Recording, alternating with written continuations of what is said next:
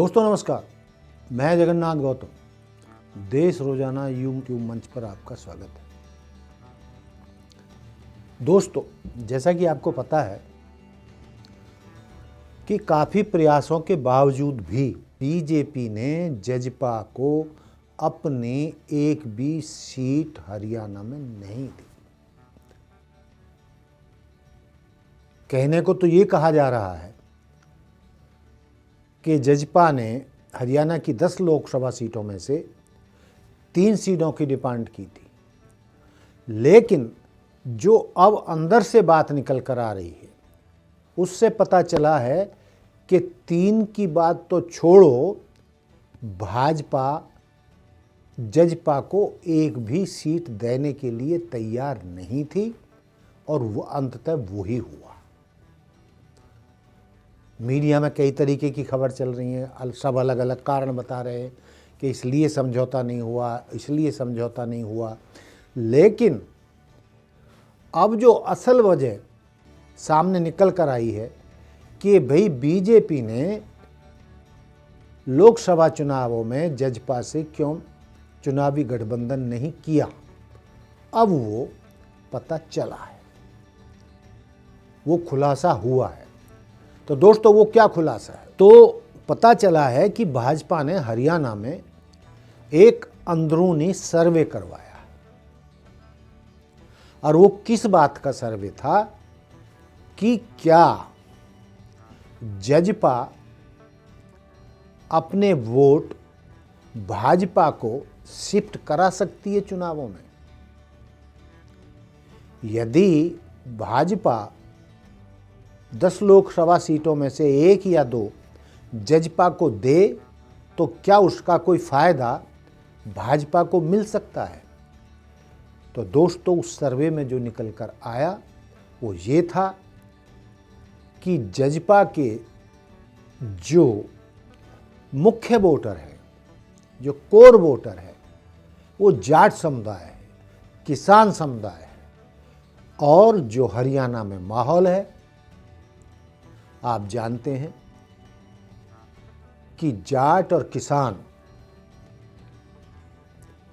भाजपा से नाराज है और भाजपा को वो वोट देने के लिए किसी भी मूड में नहीं है, चाहे दुष्यंत चौटाला कहे या डॉक्टर अजय चौटाला कहे। तो मुद्दा जो ये था कि भाई कोई फ़ायदा मतलब भाजपा को जजपा को सीट छोड़ने पर होगा या नहीं।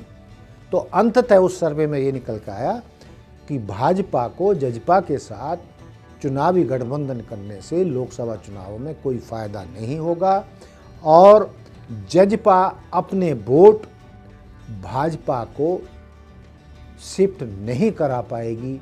तो इसलिए भाजपा ने पहले ही मन बना रखा था कि हम किसी भी कीमत पर लोकसभा चुनावों में, इवन विधानसभा चुनावों में भी कोई चुनावी गठबंधन नहीं करने जा रहे हैं। और विप्लव देव ने तो कई महीने पहले ही कह दिया था कि हम हरियाणा में दोनों चुनाव अकेले लड़ेंगे, लोकसभा का भी और विधानसभा का भी।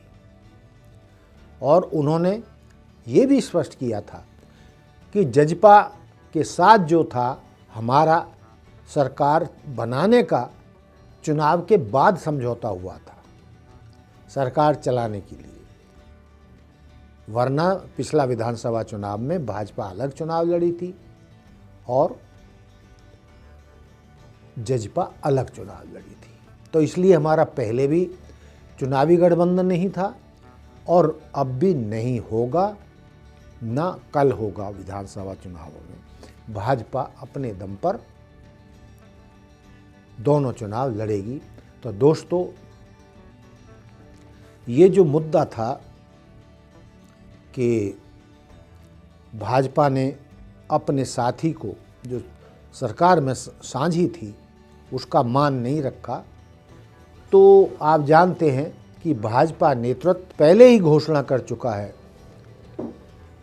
कि देश में क्षेत्रीय पार्टियां, जो राष्ट्रीय पार्टियां हैं या केंद्रीय नेतृत्व हैं, उनके लिए नुकसानदेह है, उनके लिए फायदेमंद नहीं है।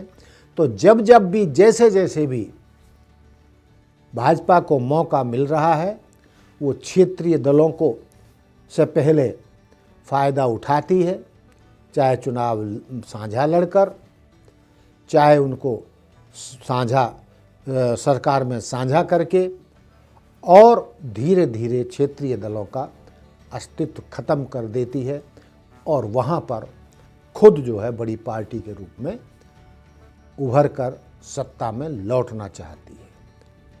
चाहे वो महाराष्ट्र का मामला हो, चाहे बिहार का मामला हो, चाहे कहीं का भी मामला हो, दिल से भाजपा क्षेत्रीय दलों को पसंद नहीं करती और अपना आधार बनाने के लिए जिस राज्य में उनका आधार नहीं होता है, पहले उस क्षेत्रीय दलों से समझौता करती है, फिर अपना आधार मजबूत करती है, और जब उसका आधार मजबूत हो जाता है तो उस क्षेत्रीय दल को निकाल बाहर करती है।